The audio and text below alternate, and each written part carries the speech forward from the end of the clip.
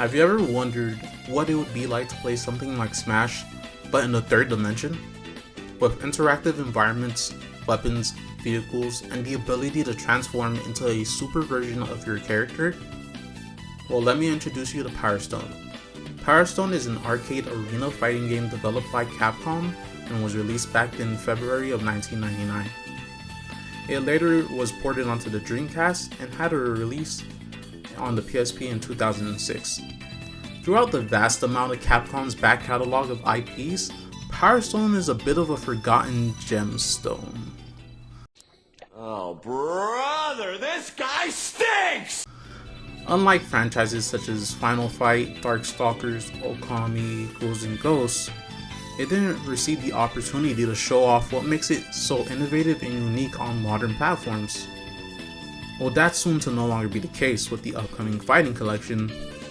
Even so, I think it's still disappointing that such a unique fighting game took 19 years to see a re-release. But hey, I'm still excited nonetheless, and as they say, it's better late than never.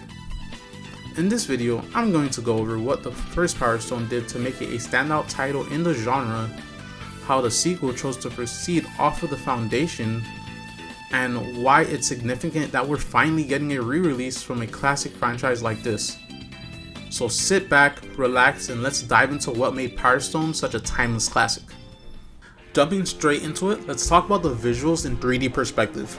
Power Stone's graphics were damn near cutting edge at the time, thanks to it being originally developed for the Naomi arcade board, which was able to deliver detailed 3D character models and environments due to its high RAM and graphics processor. The game leans towards a bright anime art style akin to Street Fighter's Alpha series. This makes sense since one of the main artists working on the game at the time was the legendary Akira Yasuda. In contrast to games like Rival Schools, Tekken, and Smash, Power Stone was developed around the idea of combat in fully open 3D arenas from a wide-angle perspective, instead of being a 2D fighting game with 3D visuals. According to Power Stone's producer Takeshi Tezuka, "I'd always felt that so-called 3D fighting games are at their essence really just 2D games, and I thought that we would finally reach the point with the hardware technology that a proper, real, three-dimensional game could be realized." Also, over the time, the fighting game scene has unfortunately evolved further and further into something for maniac level experts. With Power Stone, I wanted to once more try and return fighting games to the masses and create an open game with that appeal.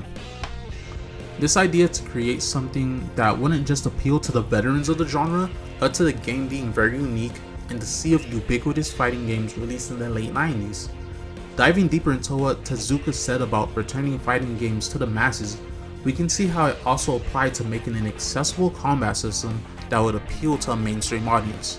The arcade version of Power Stone was a 3-button game consisting of punch, kick, and jump.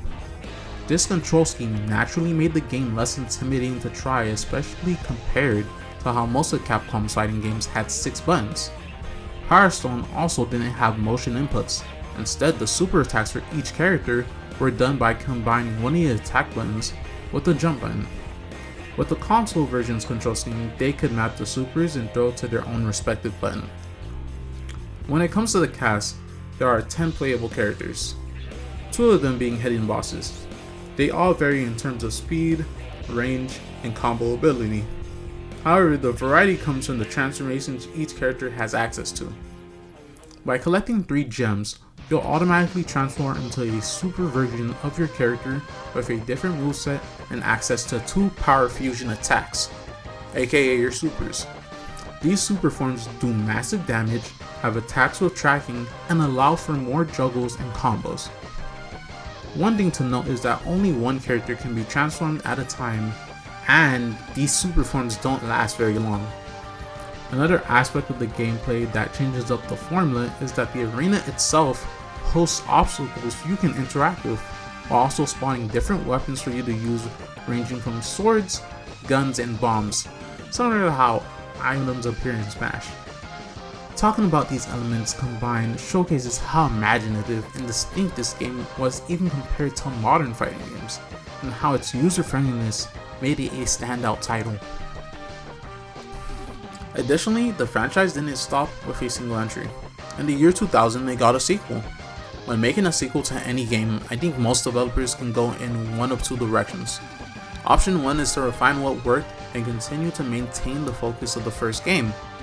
Option 2 is keeping the core foundation of its previous entry and drastically making changes to gameplay, story, and design. I would say Power Stone 2 leans closer to option 2 in this scenario. Instead of the more focused 1v1 combat established in the first game, the sequel goes in the direction of being a 4-player party brawler. The first major change was going from a 1v1 combat system to a 4-player battle royale. The decision further leans into the franchise's history of doing something different, especially because there weren't any 4-player fighting games around that time other than Smash. Another big change was the arenas. In Power Stone 2, arenas are larger to accommodate 4 players, but they also change location mid-battle, contain hazards, and have their own set pieces. This ranges from fighting on an airship, then falling in the sky into an arena with tanks and catapults. Starting at a pond, then scaling platforms to reach a castle, to fighting in a tomb and outrunning a trap into a hidden chamber. They also made combat more sporadic by allowing for 2 players to be transformed at once, since more stones spawn along with more items and vehicles such as gunships, tanks, and aircrafts that can be operated by the player. When I was a kid, Power Stone 2 was the game my friends and I played way more. It was super chaotic and fast paced with everything that was going on, and some of the levels even had mini bosses you could fight against. It made for great fun, especially considering you can play teams and revive players mid-battle at the cost of some of your health bar. The game also chose to remove the 2 boss characters and added 6 new fighters, 2 of which are hidden unlockables. A small negative to highlight is that compared to the first game, characters are simplified.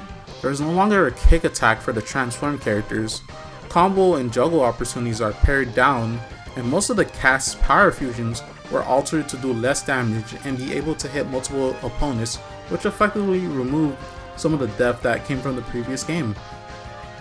Despite that, Power Stone 2 was received generally well by critics and fans, while maintaining what made its previous entry a standout title in the genre.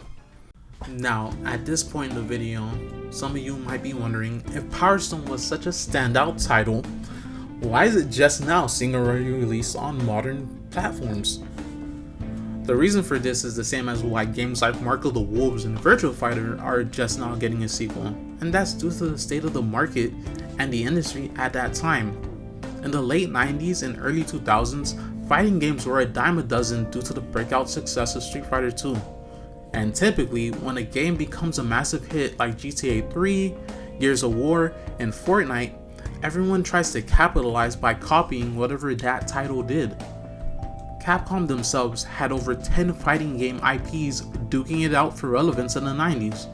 And when you take into account the arcade decline and the rise of new game genres being introduced on consoles like Resident Evil, GTA, and Halo, you can see why fighting games faced a decline in interest. In 2006, both games saw a re-release via the Power Stone Collection on the PSP, but the series has been dormant. That was until the recent announcement of the new Capcom Fighting Collection.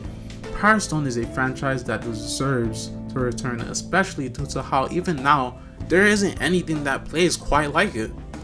Smash is 2D, Sparking Zero is 1v1, and the rest of the games on the market are traditional fighters.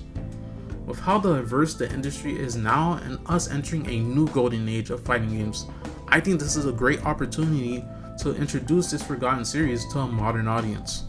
To sum it all up, this franchise truly carved an identity of its own with the way it approached presentation and gameplay at a time when the genre faced its harshest decline.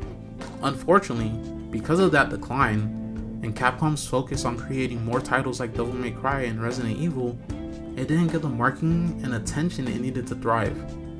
I'm thrilled to see that this game and other beloved titles are finally getting the re-release they deserve, and hopefully, it does well enough for Capcom to consider making a sequel. Imagine the potential of what Power Stone 3 could look like. Thank you for watching this video. If you enjoyed it, please like and subscribe, and I'll see you in the next one. Peace.